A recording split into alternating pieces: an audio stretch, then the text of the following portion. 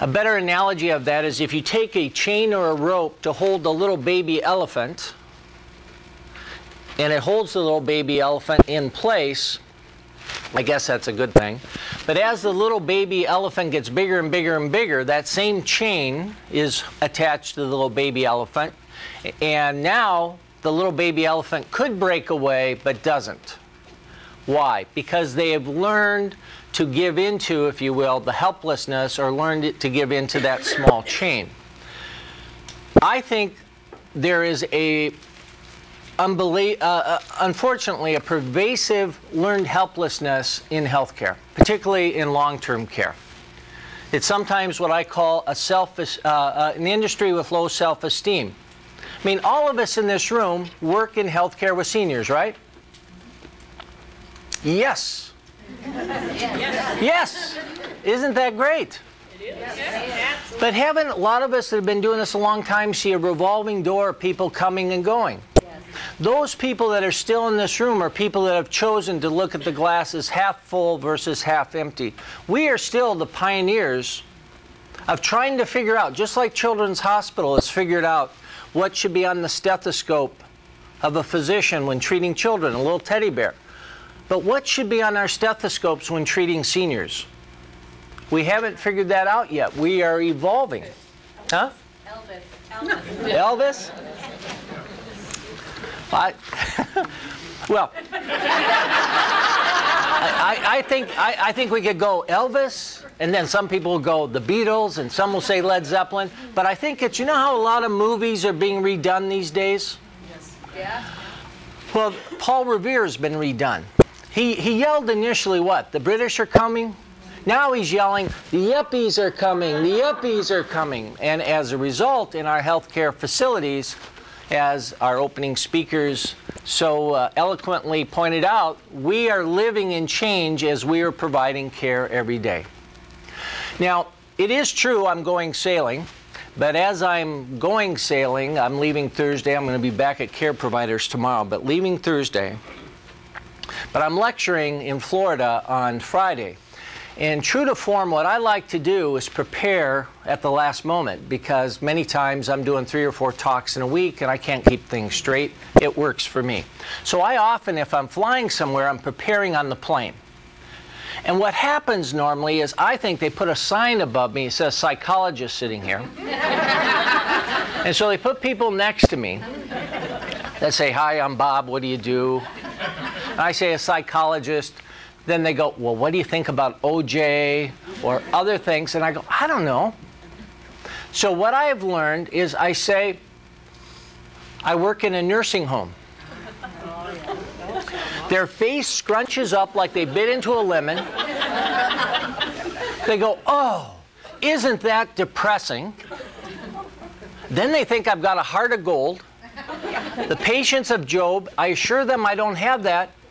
And they don't talk to me anymore. It's the best strategy to turn off a conversation. But you've had this happen, haven't you? At a party, you tell people, and they go, oh, isn't that depressing? Which really means, hey, dumb shit, how come you're doing that? If you were smart like me, you wouldn't be doing that. That's what happens. We don't have people go, wow, that's something I really wanted to do. They think something's wrong with us. So again, thank you for your commitment. And this reminds me, any of you that have been around me much know about some of the tirades I've gone on about culture change. I'm like a little kid when I was young, waiting for Christmas morning. We opened our presents on the 25th, not Christmas Eve. On the 24th, I could hardly sleep. I was so anxious about those presents. And I'm the same way about culture change. Yes. Okay. Give it to me. And evidence of this, I was lecturing at Care Providers yesterday, and there's an administrator from a small town I know, and he said he'd been at it for 25 years. There was a group of us talking around about how old we were getting. And he said he'd been there 25 years, he'll probably work another 10 years, and he wonders what his legacy will be in that small town. And I said to him, that's very disappointing that you said that. And he was shocked. You know, I was tweaking him at this moment. And I said, you're going to wait 10 years to find out what your legacy is. You have customers in your building today that need your legacy today to make an impact on their lives. We sometimes talk about a care conference 3 weeks down the line. When you have a burr under your saddle or you're upset about something, we want people to look at it now.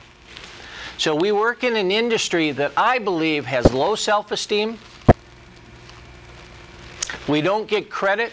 The only press on the news is bad press.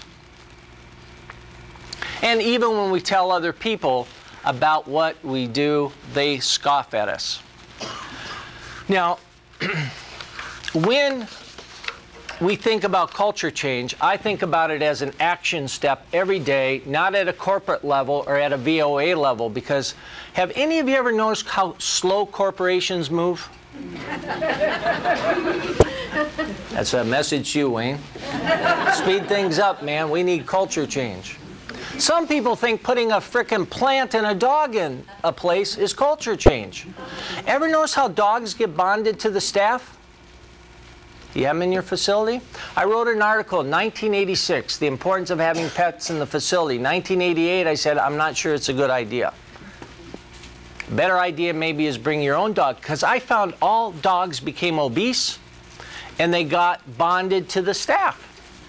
In fact, there's a place I go now that has a dog, and they put the bed in front of the receptionist, which is almost located outside the nursing home. I'm going, how does this help the residents? Again, somebody's not thinking. Dogs, plants, neighborhoods are important, but it's still about interpersonal interactions with people.